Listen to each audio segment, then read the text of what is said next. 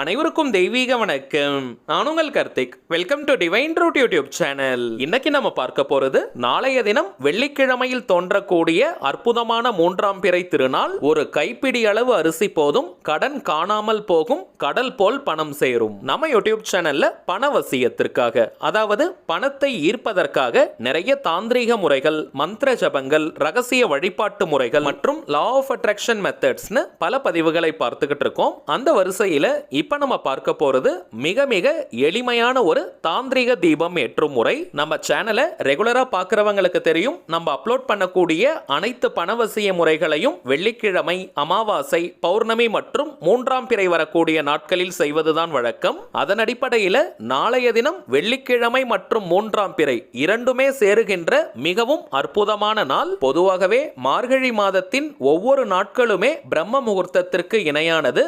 இந்த மார்கழி மாதத்தில் நாம் செய்யக்கூடிய அனைத்து விதமான பணவசிய முறைகளுக்கும் பல மடங்கு அதிகமான பலன்கள் நமக்கு கிடைக்கும். அதிலும் வெள்ளிக்கிழமையும் மூன்றாம் பிறையும் சேருகின்ற இந்த அற்புதமான நாளில் நாம் ஏற்றக்கூடிய இந்த தாந்திரிக தீபத்திற்கு கோடி மடங்கு பலன்கள் நமக்கு கிடைக்கும். சோ பணம் தொடர்பான பிரச்சனைகள்ல இருக்கிறவங்க தயவு செஞ்சு இந்த எளிமையான தீபம் ஏற்றும் முறையை நீங்க தவற விட்டுறாதீங்க.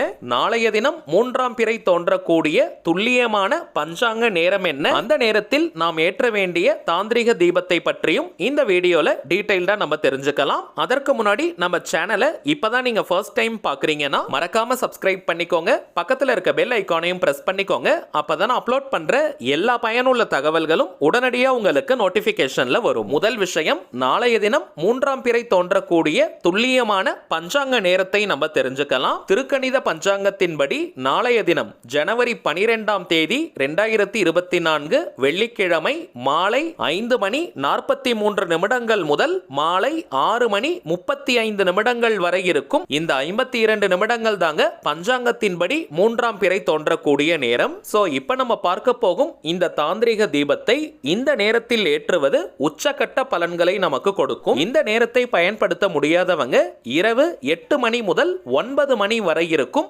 சுக்கிரஹோரை நேரத்தை நம்ம பயன்படுத்திக்கலாம். அதுவும் நமக்கு நல்ல பலன்களை கொடுக்கும். இக வாழ்க்கையின் அத்தனை சுகங்களையும் 16 செல்வங்களையும் நமக்கு வாரி வழங்கக்கூடிய கிரகம் சுக்கிர பகவான். அந்த சுக்கிரனுக்கு உரிய கிழமை வெள்ளி, ஆதிக்கம் நிறைந்த நேரம் சுக்கிரஹோரை நேரம். சோ நாளைய தினம் இரவு 8 மணி முதல் 9 மணி வரை இருக்கும் இந்த இடைப்பட்ட நேரத்திலும் இந்த தீபத்தை நம்ம ஏற்றலாம். தவிர்க்க முடியாத காரணத்தினால இந்த ரெண்டு நேரத்தையும் பயன்படுத்திக்க முடியாதவங்க மாலை 5 மணி முதல் இரவு 9 மணி வரை இருக்கும் அந்த இடைப்பட்ட நேரத்தில் எப்ப வேணாலும் நீங்க தீபம் ஏற்றலாம். காலை மற்றும் மதிய நேரத்தில் இருக்கக்கூடிய சுக்கிரஹோரை நேரத்தில் இந்த தீபத்தை நம்ம ஏற்றக்கூடாதுங்க. அடுத்ததாக சில பேருக்கு சந்தேகங்கள் இருக்கலாம். அதாவது இன்றைய தினம் அமாவாசை, நாளைய தினமே சந்திர தரிசனம் இருக்கேன்னு நீங்க நினைக்கலாம். பஞ்சாங்க நேரப்படி நேற்றைய தினம் ஜனவரி 10ஆம் தேதி இரவு 8 மணி 5 நிமிடங்களுக்கே அமாவாசை திதி துவங்கியது. சோ ஜனவரி 10 புதன்கிழமை அன்னைக்கே அமாவாசை திதி ஆரம்பித்ததுனால ஜனவரி 12ஆம் தேதி,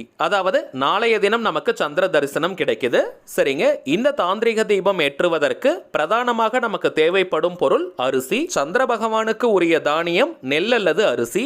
பச்சரிசி கிடைக்கிறவங்க அதற்கு நீங்க பிரெஃபரன்ஸ் கொடுங்க. மோஸ்ட்லி எல்லா தாந்திரிக முறைகளுக்குமே பச்சரிசியை தாங்க நம்ம பயன்படுத்துவோம். பச்சரிசி கிடைக்காதவங்க மட்டும் நீங்க புழுங்கல் அரிசியை பயன்படுத்திக்கலாம். அல்லது நீங்க சாப்பாட்டிற்காக பயன்படுத்தக்கூடிய எந்த வகை அரிசியை வேணாலும் நீங்க எடுத்துக்கலாம். ஃப்ரெஷ்ஷா தான் நீங்க அரிசி வாங்கணும்னு கிடையாதுங்க. வீட்டில் இருக்கக்கூடிய அரிசியையே நீங்க எடுத்துக்கலாம். ரேஷன் கடைகளில் கொடுக்கக்கூடிய அந்த பச்சரிசியை கூட நீங்க யூஸ் பண்ணிக்கலாம். 1 அல்லது 2 கைப்பிடி அளவிற்கு அரிசி இருந்தாலே போதும். அரிசி தீபம் ஏற்றும் முறையை தான் இப்ப நம்ம பார்க்க போறோம். தீபம் ஏற்றுவதற்கு 2 அகல் விளக்குகள் நமக்கு தேவை. முடிந்தவரை புதியதாக 2 அகல் விளக்கு நீங்க வாங்கிக்கோங்க. அப்படி இல்லைன்னா ஆல்ரெடி நீங்க பயன்படுத்தின விளக்க கூட யூஸ் பண்ணிக்கலாம், தவறு கிடையாதுங்க. மருதாணி தீபம், உப்பு தீபம், கல்கண்டு தீபம், வெற்றிலை தீபம்னு எந்த தாந்திரிக தீபம் நீங்க ஏத்தி வச்சிருந்தாலும் அதே அகல் விளக்கை நீங்க யூஸ் பண்ணிக்கலாம், தவறு கிடையாதுங்க. கார்த்திகை தீபத்திற்கு வாங்கின அகல் இருந்தால் அதை கூட நீங்க பயன்படுத்திக்கலாம். வீட்டு பக்கத்திலேயே கடைகள் இருக்கு, புதிய அகல் விளக்குகளை வாங்க முடியும்னா நீங்க புதிதாக 2 அகல் விளக்கு வாங்கி ஏத்துங்க. இப்ப ஒரு சின்ன தட்டு எடுத்துக்கோங்க. பிளாஸ்டிக் மற்றும் கண்ணாடி தட்டுகளை பயன்படுத்த கூடாதுங்க. அதை தவிர்த்து வேற எந்த மெட்டல் வேணாலும் நீங்க யூஸ் பண்ணிக்கலாம். பூஜை அறையில் இருக்கக்கூடிய தட்டுகளை கூட நீங்க எடுத்துக்கலாம். அல்லது நீங்க சாப்பிடுவதற்கு பயன்படுத்தாத தட்டுகள் இருந்தால் அதை கூட நீங்க யூஸ் பண்ணிக்கலாம். தட்டு தான் பயன்படுத்தணும்னு கிடையாதுங்க. ஒரு சின்ன கிண்ணம் மாதிரி கூட நீங்க எடுத்து எடுத்துக்கலாம். 2 அகல் விளக்கை வைக்கிற அளவுக்கு அந்த கிண்ணம் இருக்கணும். இப்ப அந்த தட்டு அல்லது கிண்ணத்துல கைப்பிடி அளவு பச்சரிசியை நீங்க போடுங்க. ரொம்ப நிறைய நீங்க போடணும்னு கிடையாதுங்க. 1 அல்லது 2 கைப்பிடி அளவு அரிசி நீங்க போட்டாலே போதும். 2 அகல் விளக்கையும் நீங்க நல்லா வாஷ் பண்ணிட்டு 3 இடங்களில் மஞ்சள் குங்கும பொட்டு நீங்க வச்சுக்கோங்க. ஒரு சின்ன டெமோக்காக நான் காட்டி இருக்கிறதுனால மஞ்சள் குங்கும பொட்டு வைக்கலங்க. அடுத்த மிக மிக முக்கியமான விஷயம், இந்த விளக்கை மேற்கு திசை வெஸ்ட் டைரக்ஷனை ஃபேஸ் பண்ண மாதிரி தாங்க நம்ம ஏற்றணும். பூஜை அறையில பொதுவா நம்ம கிழக்கு திசை ஈஸ்ட் டைரக்ஷனை ஃபேஸ் பண்ணி தான் மோஸ்ட்லி எல்லா விளக்கையுமே நம்ம ஏற்றுவோம். ஆனால் 3ஆம் பிறைக்காக ஏற்றக்கூடிய இந்த தாந்திரிக தீபத்தை மேற்கு திசை வெஸ்ட் டைரக்ஷனை ஃபேஸ் பண்ண மாதிரி தாங்க நம்ம ஏற்றணும். இதற்கு காரணம் மேற்கு திசையில தாங்க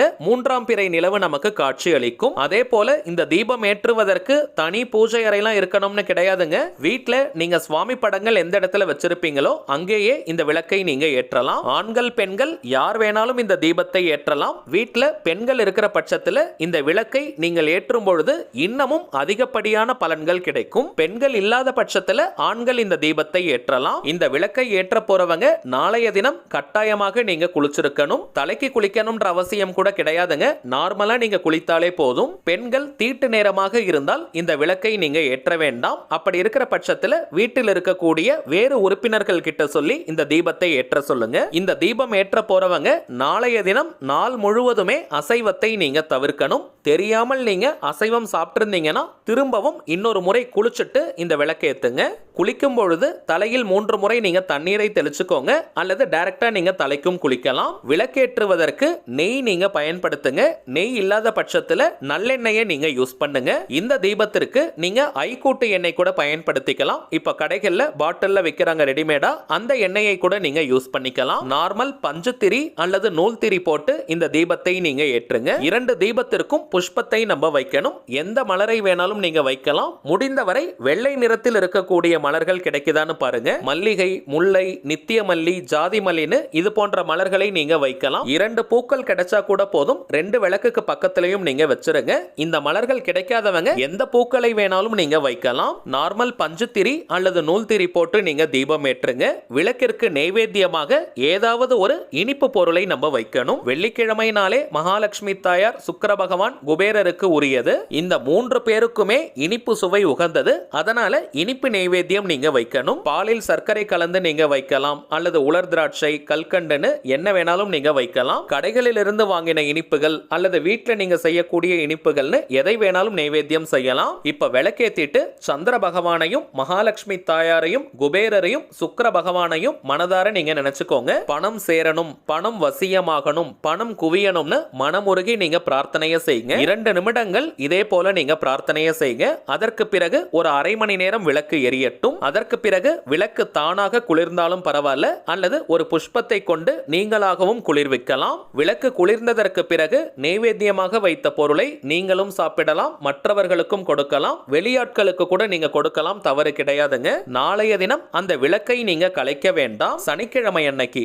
அதாவது நாளை மறுநாள் மாலை 6 மணிக்குள்ளாக அந்த விளக்கை நீங்க வாஷ் பண்ணி வச்சிடுங்க. தட்டில் இருக்கக்கூடிய அந்த அரிசியை வாயில்லா ஜீவராசிகளுக்கு நீங்க போடணும். செடிகள், புதர்கள்னு மணல் சார்ந்த பகுதியில போட்டுட்டீங்கன்னா ஈ எறும்புகள் அதை சாப்பிடும். நாளைக்கே போட முடியாதவங்க அந்த அரிசியை ஒரு சின்ன கவர்ல போட்டு வச்சுக்கோங்க. நீங்க என்னைக்கு வெளியே போவீங்களோ அந்த நேரத்துல கூட இந்த அரிசியை செடிகளுக்கு பக்கத்துல அல்லது புதர்களுக்கு பக்கத்துல நீங்க போட்டுருங்க. அவ்வளவுதாங்க இந்த தாந்திரிக தீபம் ஏற்றும் முறை. இப்ப நம்ம பார்த்ததை போல நாளைய தினம் கரெக்டா இந்த தீபத்தை நீங்க ஏற்றி பாருங்க. ஒவ்வொரு நாளுமே பணவரவில் ஒரு நல்ல முன்னேற்றம் ஏற்படும். உங்களுடைய கடன் பிரச்சனை அனைத்தும் விரைவாக தீர்வதற்கான வழியும் பிறக்கும். அடுத்ததாக ஒரு சின்ன தகவல். இப்ப நீங்க டிஸ்பிளேல பார்த்துக்கிட்டு இருக்கக்கூடிய அவர் மைண்ட் சோல்ஜர் தாங்க நம்ம சேனலுடைய அபிஷியல் இன்ஸ்டாகிராம் ஐடி. ஆல்ரெடி நிறைய பேர் நீங்க ஃபாலோ பண்ணிட்டு இருக்கீங்க. புதியதாக பார்க்கறவங்களுக்காக இன்னொரு முறை நான் சொல்றேங்க. நம்ம சேனலை ஃபாலோ பண்ற எல்லாருமே நம்ம இன்ஸ்டாகிராம் பேஜையும் நீங்க ஃபாலோ பண்ணுங்க. நிறைய சுவாரஸ்யமான தகவல்கள், ஷார்ட் வீடியோஸ் மற்றும் போட்டோஸ் எல்லாம் நம்ம அப்லோட் பண்ணிக்கிட்டு இருக்கோம். மேலும் நம்ம சேனலை ரெகுலரா பார்க்கறவங்களுக்கு தெரியும், மொத்தம் 3 சேனல்களை நம்ம ரன் ரன் பண்ணிக்கிட்டு இருக்கோம். மைண்ட் சோல்ஜர், டிவைன் ரூட் மற்றும் கார்த்திக்ஸ் ப்ரெடிக்ஷன் இந்த 3 சேனல்கள்ல இருக்கக்கூடிய சில முக்கியமான வீடியோஸோட லிங்கையும் இப்போ இன்ஸ்டாகிராம்ல நம்ம போஸ்ட் பண்ணிக்கிட்டு இருக்கோம். சோ நீங்க ஏதாவது முக்கியமான வீடியோஸ் மிஸ் பண்ணியிருந்தா கூட அதுல நீங்க செக் பண்ணி பார்த்துக்கலாம். சரிங்க, அவ்வளவுதான் இந்த பதிவு. நிச்சயமா உங்களுக்கு பயனுள்ளதா இருந்திருக்கும்னு நினைக்கிறேன். மேலும் இந்த வீடியோ உங்களுக்கு பிடிச்சிருந்தா மறக்காம லைக் பண்ணுங்க, நம்ம சேனலையும் சப்ஸ்கிரைப் பண்ணிக்கோங்க. தேவைப்பட்டுச்சுன்னா உங்க ஃப்ரெண்ட்ஸ் அண்ட் ஃபேமிலிக்கும் இந்த வீடியோவை ஷேர் பண்ணுங்க. அடுத்ததா இன்னொரு முக்கியமான தலைப்போட நான் உங்களை சந்திக்கிறேன். என்றும் அன்புடன் கார்த்திக். நன்றி.